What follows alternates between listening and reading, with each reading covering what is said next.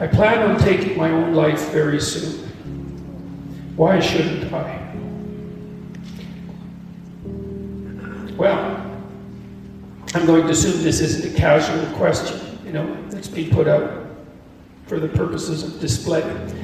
Well, the first thing I would say is you have to think very carefully through the consequences of that for other people. So I've had clients in my clinical practice who never recovered from the suicide of a family member. Decades later, they're still torturing themselves about it. And so that's what you leave behind. Now, the problem is you might be dreaming about that, because maybe you're feeling that life has been twisted against you and that people deserve to suffer for the misery that they've imposed upon you. But I would say, think very, very carefully before you go down that route. It's a terrible thing to leave people with. And so part of the reason that suicide has been illegal in most societies is because it absolutely devastates the people you leave behind. And you might think, well, if you're really depressed, then maybe you're really depressed. That's a possibility. You might think, well, those people would be better off without me. It's like, and if you get really depressed, you can think that way, and you can even get to the point where you can't think any other way than that. And I would say, if you're at the point where you can't think any other way than that, then you should tell someone and you should go to the hospital. Because that can happen, and it can happen if you get depressed. And there are treatments for depression, and many of them work. For some people, antidepressants work like mad. Now, they don't work for everyone, and I'm not claiming that they're a panacea, but they certainly beat the hell out of suicide. Right? And even if they have some negative side effects, and sometimes they do, quite frequently they do, the negative side effects aren't fatal. It's like, well, there's the possibility that your condition is physical, that you're ill in some way, either physically or perhaps you have a psychological problem, and maybe you were hurt, or there's lots of reasons that people get depressed that are very, very complex. I would say don't give up hope and do something final before you've explored all possible options. And if you haven't talked to a psychologist, you haven't talked to a psychiatrist, you haven't tried antidepressants, you haven't revealed to your family or people that care for you that this is how you're feeling, then you owe it to yourself and them to explore every possible avenue before you take such a step. And then you don't want to deprive the world of what you could bring to the world. That's the other thing, you have intrinsic value, and you can't just casually bring that to an end. You leave a hole in the fabric of being itself. So, and a wise man that I once worked with said, he was a very strange person. He was a psychologist at the maximum security prison in Edmonton, and I worked with him for a while, briefly, very briefly, at the prison itself. And he said, you can always commit suicide tomorrow. And that's a very, it's a flippant statement in some sense, but he meant it in a very serious way. It's like, you only get to decide that once, and you can put it off. And so I would say just put it off, and then put it off some more, and then put it off some more, and see what you can do to put yourself together. You explore every possible option. And if you're so hopeless that you have a suicidal plan, which is a real sign of danger, if you really know how you would do it and you've thought it out, then I would say, tell someone for God's sake, tell them, or go to a hospital and tell them. And for sure, try antidepressants, but what the hell do you have to lose?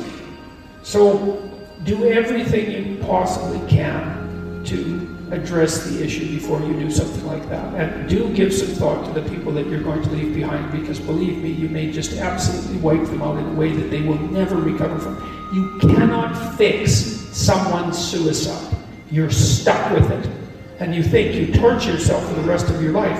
If I would have only known, if I would have only said something different. This particular client talked to her relative, a sibling, who committed suicide, like 20 minutes before he committed suicide, probably after he took the pills. And she was kind of preoccupied because you don't know that the person at the other end is at the end of their tether. She never forgave herself for not responding properly in that last phone call. That's a hell of a thing to leave someone with. So I would say, and the final thing I would say is, don't be so sure that your life is yours to take. You don't own yourself the way that you own an object. You have a moral obligation to yourself as a locus of divine value, let's say. You can't treat that casually. It's wrong. So those are the reasons. Explore everything you can explore to put yourself back on your feet. All the things, there's all sorts of treatments for depression. Don't leave the people around you with that to suffer from for the rest of their lives. Don't underestimate your value in the world. And don't underestimate the fact that suicide is wrong. And so those are 4 reasons why you shouldn't end your life soon, or at all, for that matter. So.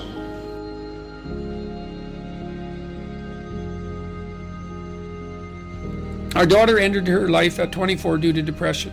If someone is determined to end their life, how can one change their mind? Oh, well, first of all, I'm very sorry about that. That's a terrible thing. Look, I had this friend,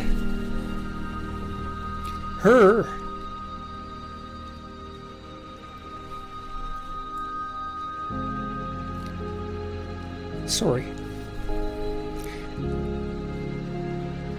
There's been a lot of depression in our family, so it's a question that cuts close to the bone. Anyways, I had this friend, a friend of my parents, and her granddaughter committed suicide, She was just beating herself up about that. What could have I done? What could have I done differently? This is the problem with suicide. It leaves everybody behind thinking, oh my God, what could have I done? I could have treated the person better. I could have listened. I could have been there. It's like, and she was just beating herself up about this, really feeling that she wasn't a useful person, that she'd failed as a grandmother. She's a really good person, And so I went for a walk with her, and I said, and she's married, and she likes her husband, and he's a really good guy. And I said, look, you're blaming yourself for your granddaughter's suicide. It's like, are you blaming your husband? Are you sitting him down and telling him what a useless bastard he was as a grandfather because his granddaughter committed suicide and how he failed completely? She said, no, I'd never do that. So I said, well, don't do it to yourself. No. Depression is a terrible thing. And many, many, many things cause it, and we don't understand. We understand some of them, but lots of them we don't understand at all. Sometimes people get depressed because they're really sick. We know that depression can be an inflammatory disease. It might be associated with autoimmune dysfunction. There's lots of reasons that people get depressed, and depressed people can go places that are so dark you just cannot imagine it. And it isn't necessarily the case that you can always rescue someone, But drowning yourself in the aftermath of a suicide is not helpful. So there's a good room for self-forgiveness there, maybe you did some things you shouldn't have done that were reprehensible and all of that, but you don't want to beat yourself up. Remember the presumption of innocence, right? Innocent until proven guilty. And you have to apply that to yourself. I think there are times when people are so depressed that there isn't anything that anyone can do. And the depressed person thinks, and this is probably the worst part of it, the depressed person thinks, everywhere I look, it's nothing but catastrophe. And I can't see any way out of it. I can't see any path forward whatsoever. And then they think as well, and maybe it's the combination of these two thoughts that really make people suicidal. It's like, it's hopeless. It isn't going to get any better. No matter where I turn, there's no escape. The suffering is unbearable. And I'm absolutely no use whatsoever to anyone. It would be better for everyone if I was just gone, because if I'm not so much of a burden now that it's going to destroy their life, then I'm going to be that much of a burden in the future. And so it's hard to imagine what that's like for people, but it's dreadful. And there's lots of ways you get there.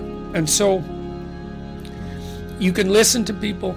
You can desperately encourage them to seek the help they need. Like I've seen antidepressants work miracles on very, very many people. Now, they don't work for everyone, and they're not a panacea, but they have side effects and all of that. But one of the side effects of untreated depression is that you kill yourself, and there is no recovery from that, and the probability is actually rather high. So You can go to war with them about antidepressants. If the person can't get out of their depression and they're suicidal, it's like, what do they have to lose? 1 month on antidepressants. They'll know. Well, they might have to experiment longer because it would depend on, some people respond better to some classes of antidepressants than the others. It's worth having a war with someone if they're in dire straits and they won't do everything they can to get better. ECT works, electroconvulsive therapy works for intractable depression. It's a terrible thing to contemplate, but the modern versions of ECT aren't. One flew over the cuckoo's nest. And again, it's like there's no coming back from death. So, look, it isn't clear. You can't rescue everyone. People get sick and they die. And sometimes the way they die looks like it's depression. Depression is a multifaceted phenomenon. You can be there for them. You can listen. You can watch. You can intervene. You can try to understand. You can hold them accountable. You can do all of those things. But everyone has their own destiny, and you're not omnipotent. And so sometimes a catastrophe occurs, like your daughter's. And then you should try to drag the least amount of misery forward that you can once you recover from your grief.